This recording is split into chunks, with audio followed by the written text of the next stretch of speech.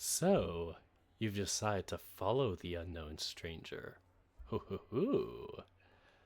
Well, I mean, either way, either I let this, also come out with the other one, or you guys just chose this and I just released this. Either way, you're getting this video. So, yeah, excited for this. I don't know if this is gonna be like 45 minutes, an hour long. I, to be honest, didn't figure out exactly where to stop. I kind of read, I don't know, about maybe 30 minutes worth of content forward just to gauge it, but yeah, it was kind of tricky for me to find a scene to cut it off on. And I shouldn't say like spoiler, but in a sense, I did record the other option too, and that one went about 50 minutes, I'd say 55. So this might be the same, but either way, I'll do this, whatever it is, 50, however many minutes it is, and at the end of it, then it's, left to a poll. Do you guys want to continue with this? Let me know in the comments or chat, wherever this is going. And yeah, we'll see where things go forward. Anyway, let's tune in. Let's see where we go. Yeah. Lever. Okay.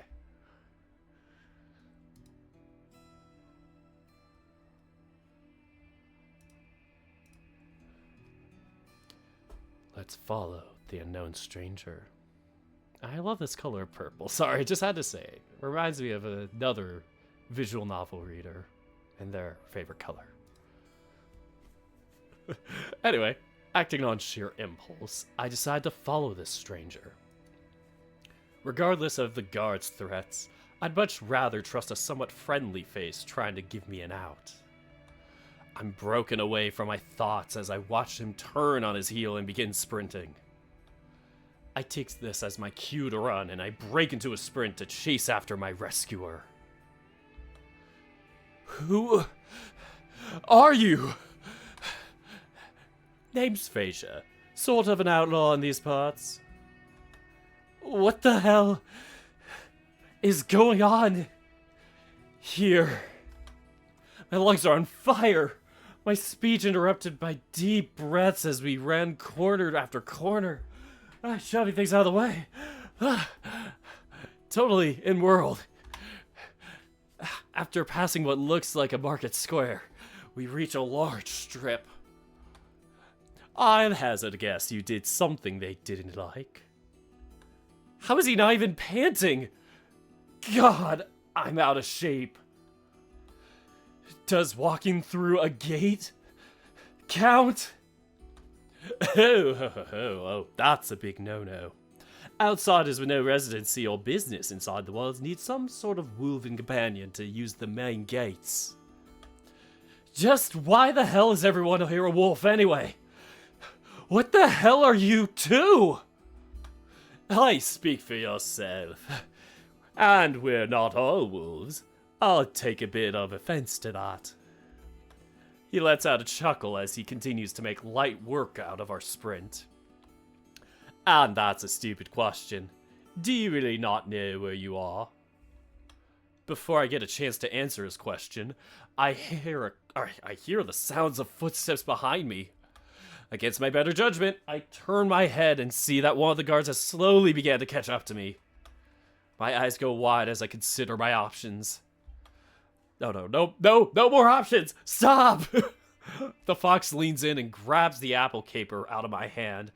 He then picks up his pace, getting a good distance in front of me. How can he go even faster? With the grace of an acrobat, he jumps and spins around midair to face the guard behind us. Using as much force as possible, he throws the core. I turn to watch its trajectory perfectly align with the guard's demented face. He recoils in pain as his momentum is cut short, falling over and colliding with the ground. Impressed, I turn my head back to look at the fox. He simply shoots me a wink back, before changing the subject. Look, We can save the questions for later. All you need to know is I'm trying to save your ass. Now. As the sounds of footsteps increase, Frasier rounds a final corner and grabs me by the arm, jumping into a hidden alleyway. For free? Hold on. I don't have a sensor bar. No!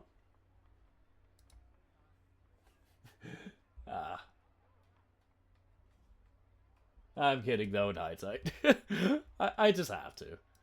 I forgot that I didn't add that to this new screen. Much better. Oh, hold on. You can't get 2 for the price of 1. Oh, that was close.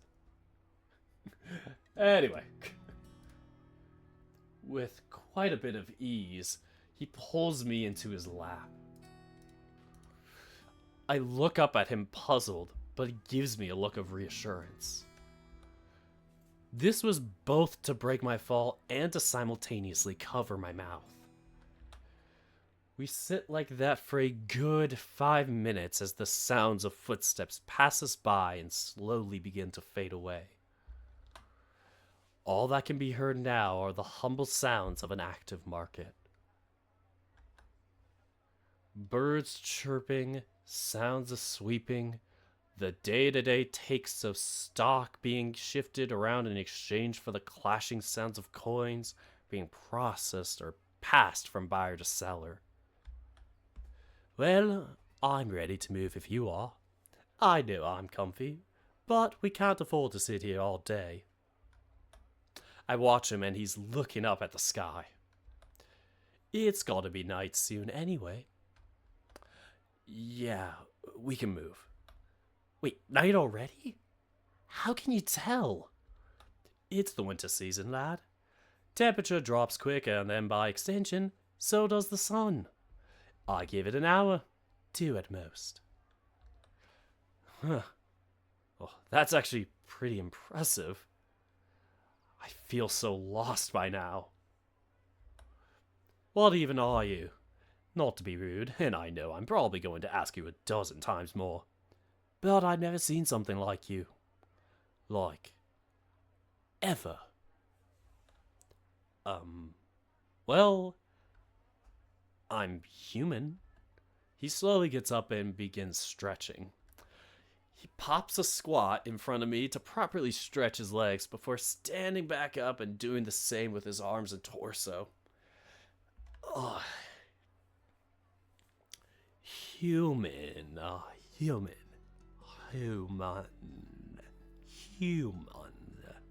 Can't say I've ever heard of it. You got a name? My face drops, thinking he might actually know something about me. I sigh and answer him. My name is Dirk. Dirk, huh? It's a pleasure to meet you. But let's get back to business. My ears prick up and I immediately lift my head. I have some friends outside of town, good buddies of mine who run a tavern in a more open area that isn't infested with guards. Grim is a scholar. He did a lot of traveling before he ended up here. Where exactly is here? You must be dumber than a bag of rocks, huh? I give him a frustrated stare. He simply snickers and stares back at me with an amused smirk, before letting out a sigh. It honestly depends on who you ask. Ask the wolves and they'll tell you you're in the proud kingdom of Oxheimer. Bastard invaders. Though if you ask any self-respecting person, they'll tell you that we are in the gracious land of Caledonia. It seems like a sore subject for him to talk about, so I decide not to push for details on the matter. Okay, so what is the plan? If we're moving, where are we going? Well, we need to get out of the city's walls. The way that I see it, a possible spy and an outlaw of significance gave their elite guards a slip and are currently running rampant. He lets out a frustrated sigh and walks over to the entrance of the alleyway. After seeing many armed guards patrolling the streets, he tucks his head back in. Okay, if we step out and walk the streets, we're as good as dead. Doesn't help your dead giveaway with those weird pieces of attire. What do you mean weird? You've never seen a shirt before? No, not like that. Not one like that, no. It's tight around the neck, reducing its breathability. It's thin and tears easily, making it impractical for clother. What the? It's thin and tears easily, making it impractical in colder climates. Not to mention it looks downright horrible. That color looks terrible on you. Oh! Oh! Oh! Excuse me? What? You jerk! Feeling slightly offended, I'm ready to go off on the fox before he shushes me. Shut up, dumbass. Are you trying to get us caught? My face goes bright red as I realize the detriment we're in. That's when I watch him approach me. He puts his head on his back and I assume he's going to pull another tool from one of his many belts. What's a smoke bomb gonna do for us? My thoughts are interrupted as I see him pull out a dagger. Panicked, I backed away as he spins in his paw at a right angle. Oh, calm down, you big Jess. If I wanted to put out your misery, I would have done it already. He moves quickly down the alleyway and I follow him. Below us are a series of tunnels that run under the kingdom. They're used by my allies. He pauses, raising the dagger close to my throat, causing me to go wide-eyed as I feel my body freeze up. You have given me no reason to distrust you, but should I ever find out you're responsible for the discovery of those tunnels that would put me and my friends in any danger? He plunges the knife forward and I flinch. I will not hesitate to send you to your god. He spins the knife around so its handle is facing me and uses his other paw to offer me a hand up. I'd apologize for scaring you, but... well, I had to make sure you were taking me seriously. I take his paw. Fuck yeah, I took you seriously. I was about to piss myself. He lets out a snicker, shrugging his shoulders as he walks towards the grate.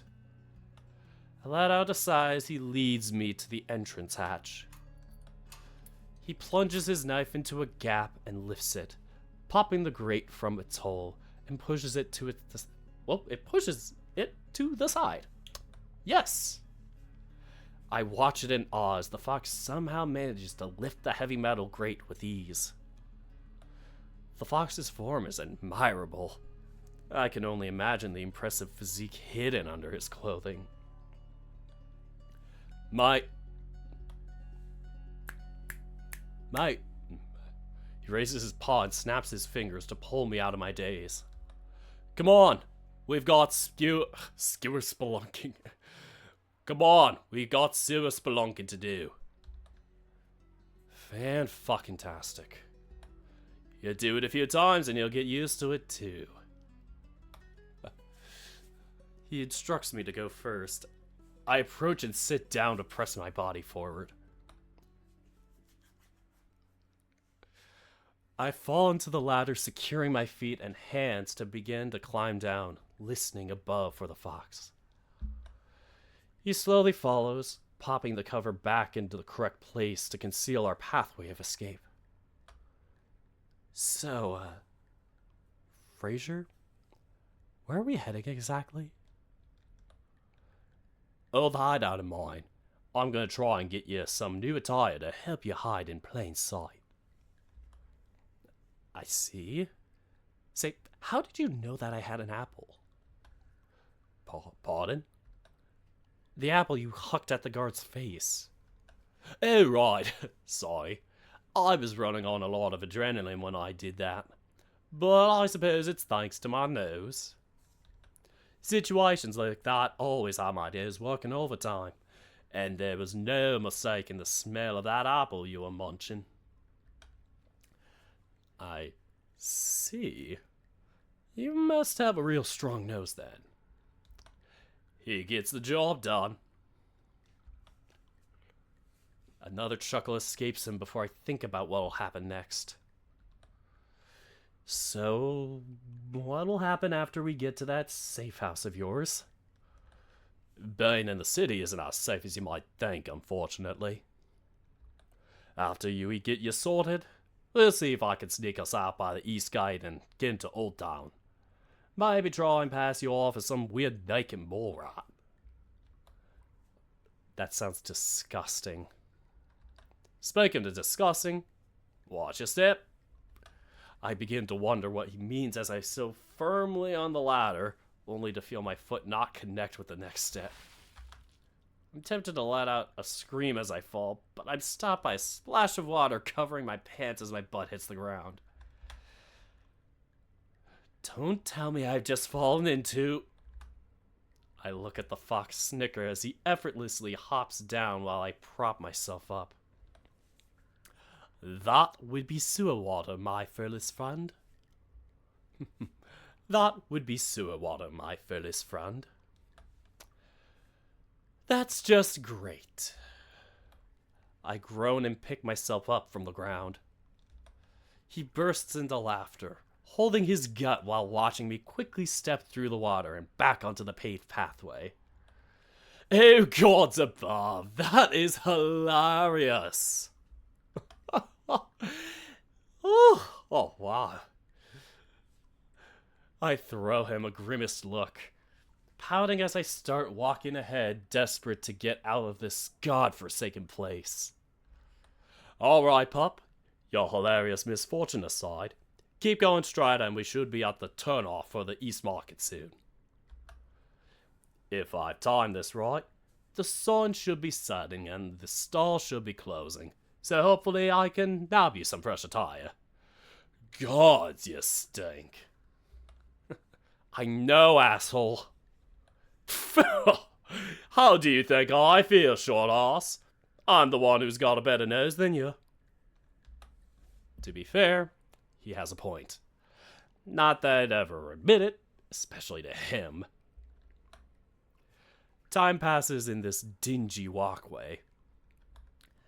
There's been no trace of the sun except for the faint cracks of light escaping through holes that covered access to the sewers, as well as the occasional storm drain. I could feel it start to play annoyance on my mind. With the runway from those pesky guards, and now the long walk here, I could feel my energy being drained.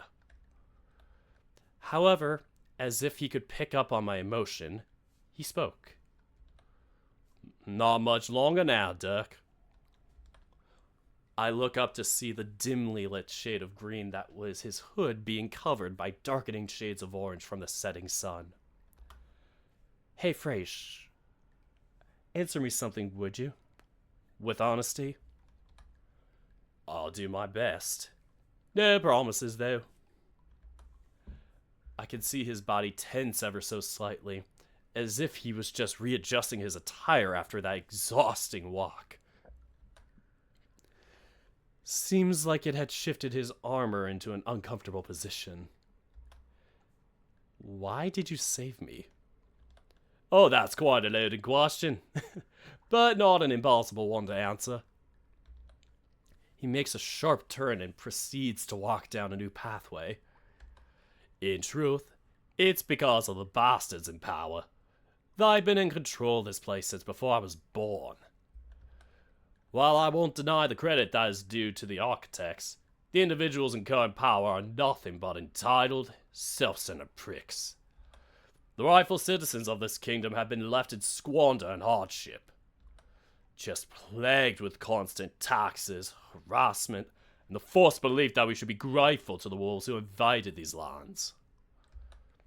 They just want to live in a lavish lifestyle without thinking of the consequences that will be paid forward by the people beneath them. I'm taken aback by the strong conviction? I'm taken aback by the strong conviction that escapes the Vulpine's maw. I'm immediately intrigued to know more about what he's talking about.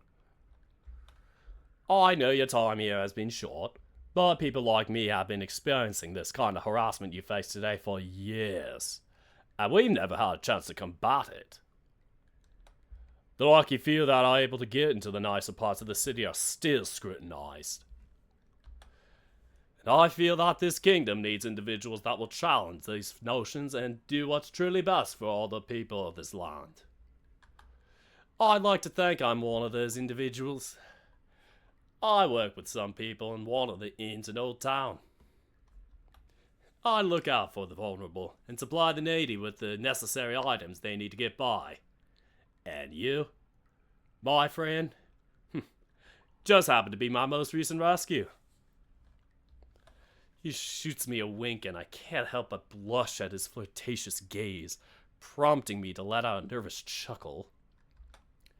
Well, it's much appreciated, Frasier. Thank you. He quickens his pace as he takes the final turn, and I follow him around the corner. Say, could you tell me more about the There'll be a time when I can recall the tales of the snowfall land the wolves came from. But for now, we've reached my hideout, so let's focus on getting ourselves out of this place, and maybe I'll tell you some over a hearty drink. His initial frustration was wiped away by the possibility of sharing a drink, something we could certainly use after a day like today. However, my thoughts are interrupted as the fox informs me that we've reached the end of the tunnel system.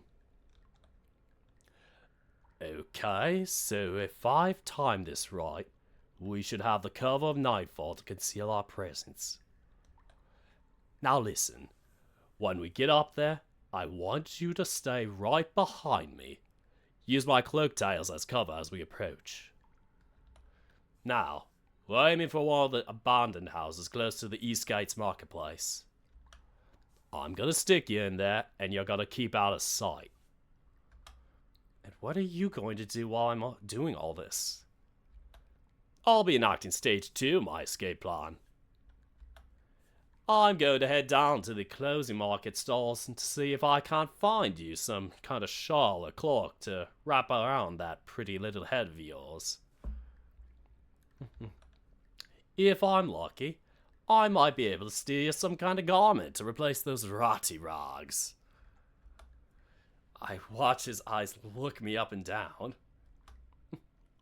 By now I can tell my clothes are on their last legs and are doing little to provide comfort or insulation.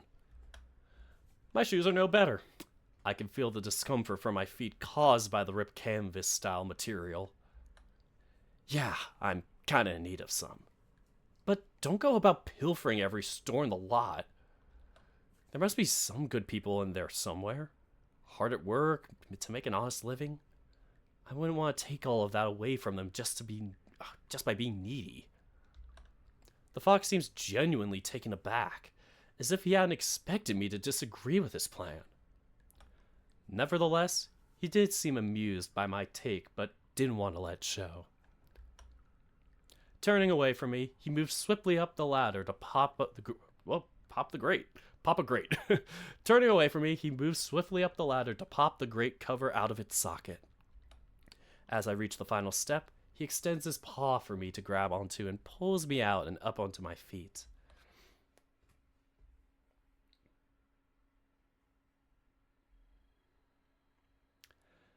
The surrounding area we find ourselves in appeared to be some kind of rundown park, covered in overgrown shrubbery and decaying trees. While some would see this lack of care as disrespectful, I couldn't be happier.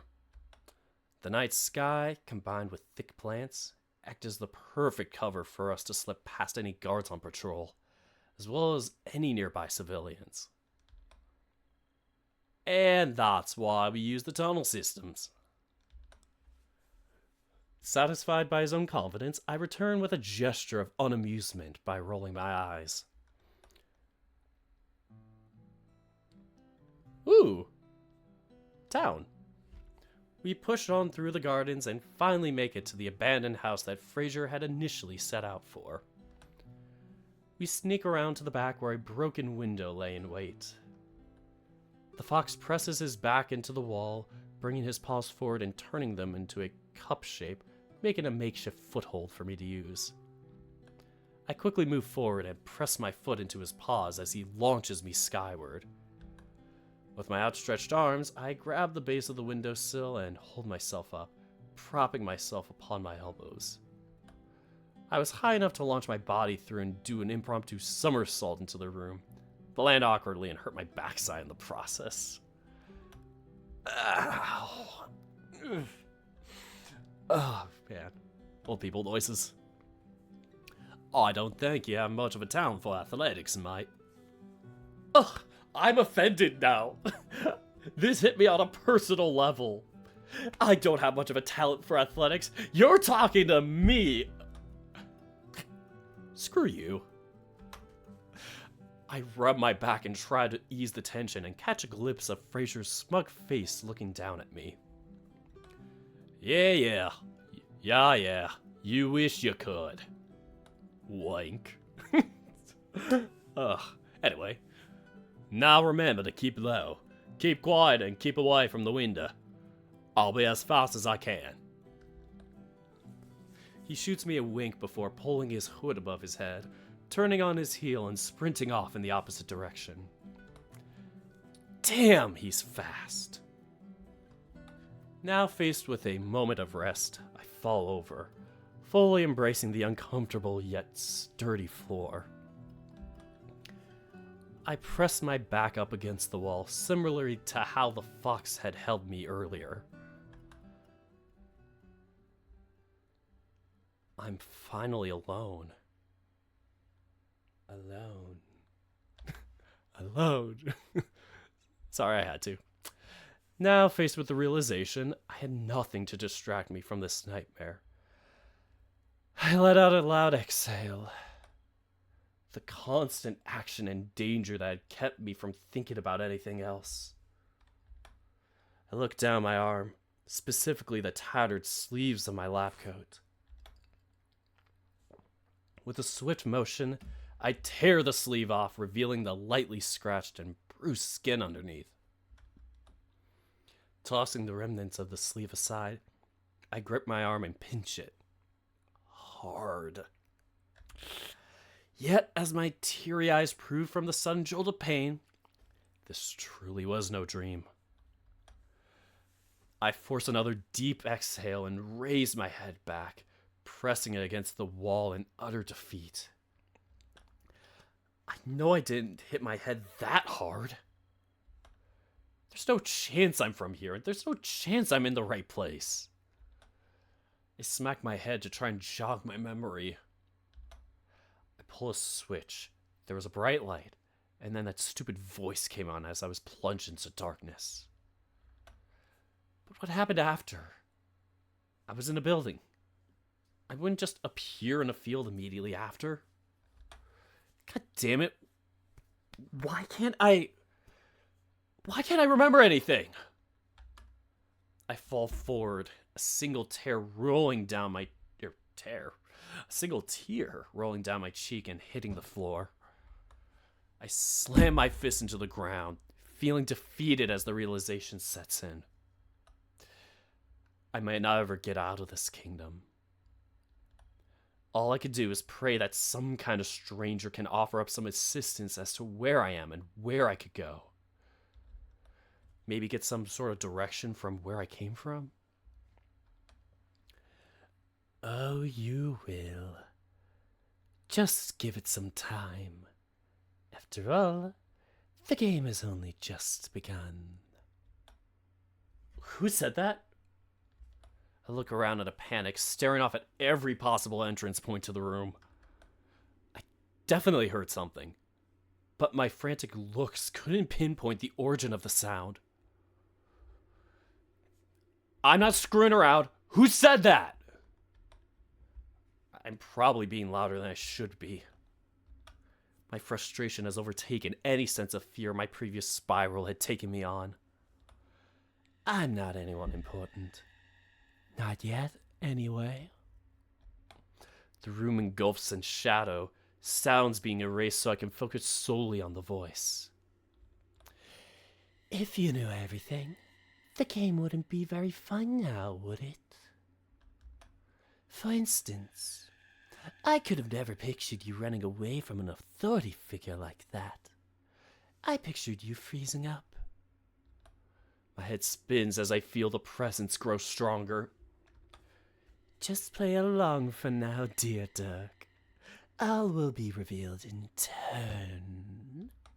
I fall to the floor with a thud, ready to throw up as the pressure becomes unbearable. It's at that moment when I think I fully lost my mind when I hear Frasier's fast, approaching footsteps.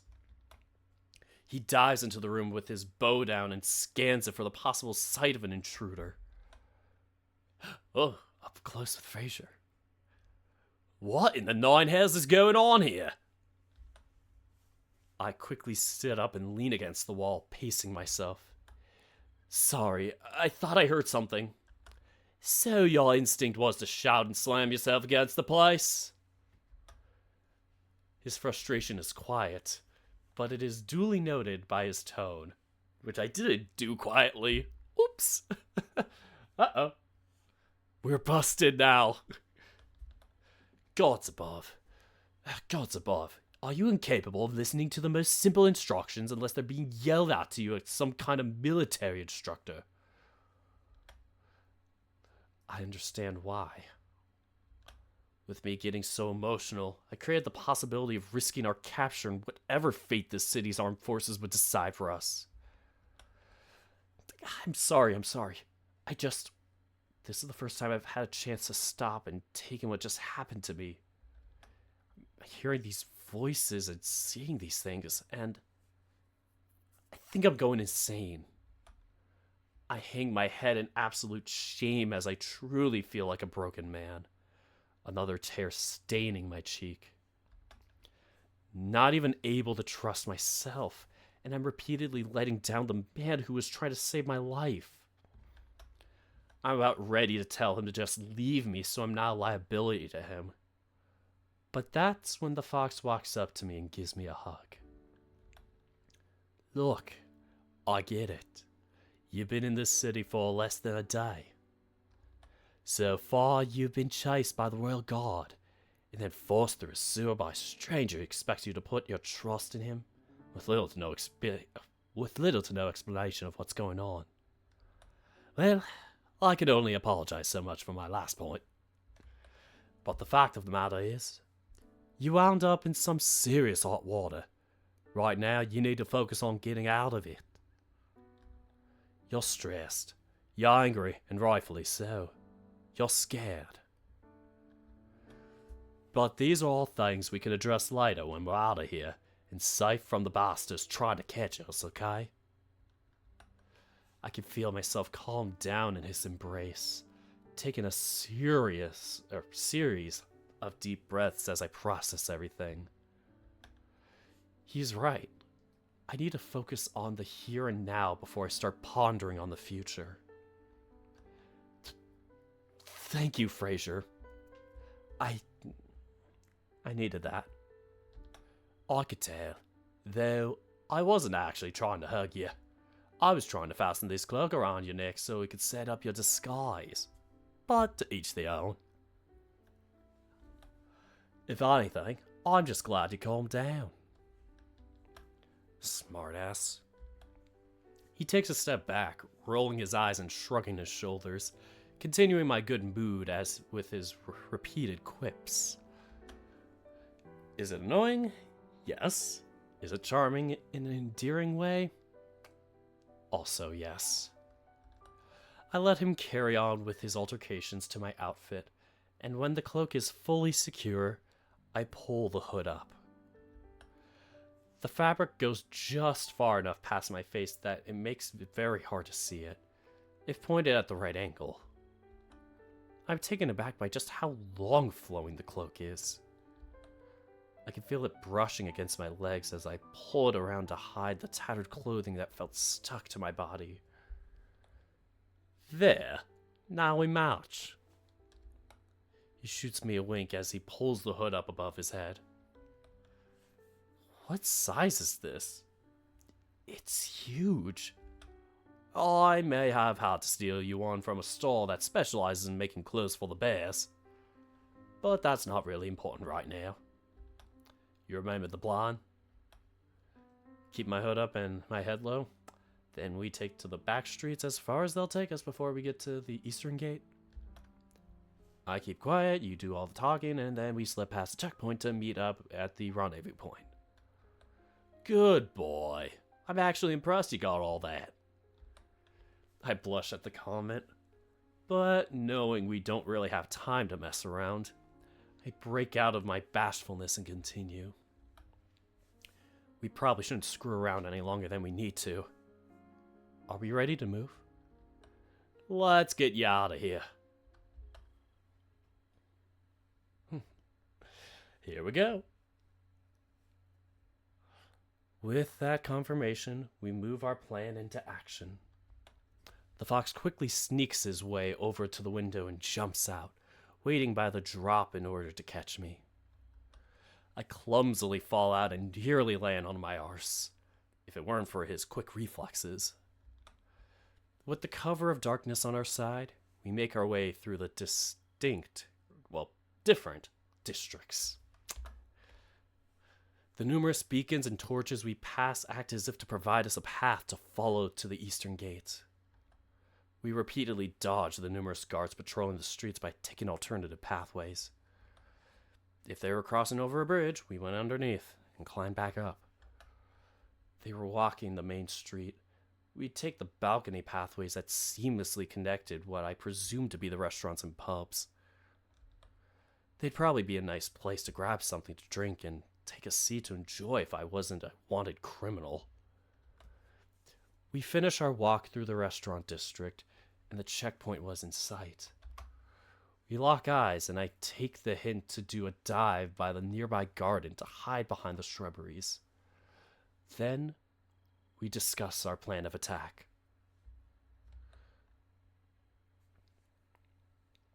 Okay, if we moved at the right time. Just as he says this, a large cart strolls past, carrying what looks like barrels and other wooden storage devices. Oh, perfect. That cart is going to... Oh, perfect. That cart is going that cart is going to go through the eastern gate to resupply at the production district in the old East Town. Or East Old Town. That's what I meant. We can't hide in the cart because they'll want to inspect it, so we're going to follow it through. We'll keep low, follow in tandem with the wheels, and when it gets up to the checkpoint, we run as fast as we can. Whatever happens, we don't stop. Understood? Understood. He stares at me deeply, truly relying on my commitment this time to ensure we get the best outcome possible. I won't let you down. I'm gonna hold you to that. The fox's ear twitches as the cart rolls past us. In another demonstration of his acrobatic ability, he grabs me and flings us both over the bush. We land on our feet and he slowly presses us in line with the cart. He stands at the back while I keep close to the wheel out at the front. He doesn't say anything, but I could tell he was doing this to get me through first. While I was worried about this plan, I push my fear to the side, adamant that I will keep strong to get the job done. Oh! As I freeze. As I freeze. I freeze, unaware of just how close we had gotten to the gate in my moment of heavy pondering. Any need for the search? Any need for the search? I'm on a schedule here. Silence, peasant. By order of the Royal Council, the outer gates are to remain under close guard. We will only allow travel to deep inspection, or after deep inspection of every passerby attempting to use them. Stand to the side or face your judgment. I watch as his hand tightly grips a now drawn sword, reflecting the moonlight in its cold steel gaze. I can only hear the cart driver move slowly off of his vehicle and stand over to the side. That's when we decide to make our break for it until we hear a dreaded, "Close the gate!" We've been spotted by a passing patrolman throwing a large wrench into our plan. We act quickly as I hear a whirring sound, watching a wooden gate slowly descend from the roofing of the tunnel entrance. I sprint after hearing the sounds of Frasier's footsteps behind me. As we're about to make it through the gate, I hear the sound of fabric going taut. Though the fox had instructed me not to look back, but I couldn't help myself, and what I saw had me scared. The charismatic, flirtatious, smart-ass fox who had repeatedly shown good control of his emotions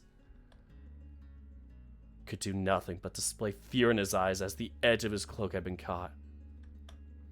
He's being pulled back roughly by the fierce strength of the guard watching over the gate. I shut my eyes, panicking about what to do. That's when I hear that mysterious voice again. "Are you really willing to let him die like this? You're such a coward." As quick as it appeared, it had dissipated. I was left with my eyes watching in slow motion as to what was about to happen. I could feel the sheer amount of adrenaline pumping to every part of my body. It was fight or flight, and I chose to fight. "No!" In a quick motion, I grabbed the vulpine by the chest, pulling him with enough force to catch the wolf off guard and have the cloak slip off from his grasp. I fling the fox downward, watching him do a makeshift roll to beat the speed of the closing gate. It had shut. The fox standing in the pathway to freedom looks back at me from the gaps of the great door. "Get him! Quickly!" Fuck, why did you look back? I told you to keep running. You already saved my ass once today. I'm not letting you do it again. Now run! Ooh, this is coming full circle. Gods be damned. Frasier turns, bowing his head, and breaks into a sprint, not looking back. "I won't forget this, duck. I'll come back for you." Before I could say another word, a jolt of pain slams into the back of my head. My vision goes blurry, but even then, I can't help but smile at the rewarded courage.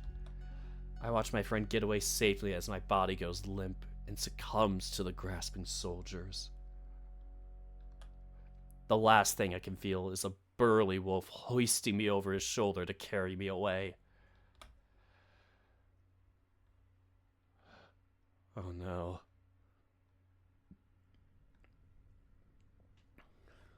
When I wake up, I find myself in a cell, effectively tossed onto some surprisingly comfortable bedding. I look around and notice that the only things that decorate it are a wooden grate acting as a makeshift window and a small table. Thinking quickly, I slide the table over to the window and climb up to get a better view out to the city. Light was being reflected inside the cell from some outside source, but it made it possible to see the lit streets of the city. The lit streets. I thought I said lift. It was still night, presumably the early hours of the morning. Doesn't this look familiar? My eyes widen as I hear the voice again. Come on, you don't remember having fun building something like this before? What do you mean I built something like this, but... Get down from there! I drop down as instructed and look back at a wolf strolling past my cell. With a glance, he shoots daggers at me as I return to my previous spot, before muttering something under his breath I couldn't make out. I was left alone once again. With nothing else to do, I leaned back against the wall, hoping that if nothing else, Frasier had made it out okay.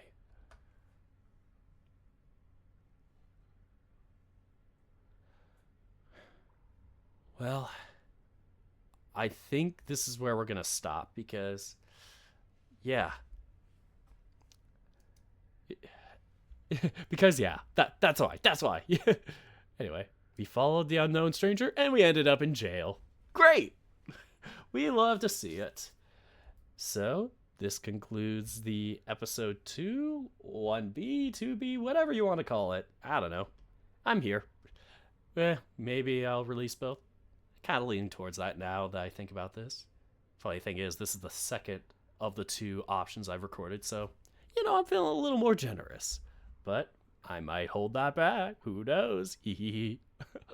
Well, I am going to post that first episode as soon as I can after this recording. Do some little cleaning up for it. Make sure it's, polished or whatever. Not like these are, too crazy with editing. But yeah, I'll do that. And then from there, I'll let you all know where things go from here. We may have a episode 3 that depends on polls. We might have both, like, as their own kind of separate entities. We'll figure this out. Oh, and I forgot. Another thing before I did that weird laugh. Whoops. Another thing before I go, I had mentioned this in the other recording. I am going to be on vacation from this coming Thursday to Monday for a certain reason, a certain convention, actually. Yes, I am going to MFF 2024. Yippee! So, you could see me there. Unfortunately, I'm not staying in the main hotel. I'm going to be taking one of, like, the shuttle hotels. But I'll be there. I will try my best to make the VN reading panel. There's a VN reading Sunday morning. I think it's 9:30, if I recall correctly. You have to double check that schedule if you are there. But there's also, I think, a Saturday. I think it's a Saturday at 1 p.m. for EVN meet and greet. So if you are there at MFF and want to try and see me there, I'll try and remember that time to catch it. But I will be visiting with other VN visual novel friends, creators, readers there. And yeah, be trying to doing our best, having fun, hanging out. And yeah, if you want to catch me, say hi. Bug me about which visual novels I'm not doing right now. That's all good. I'm figuring things out, but at least this is a good start right before I go. Might as well have something to feel proud of before I go.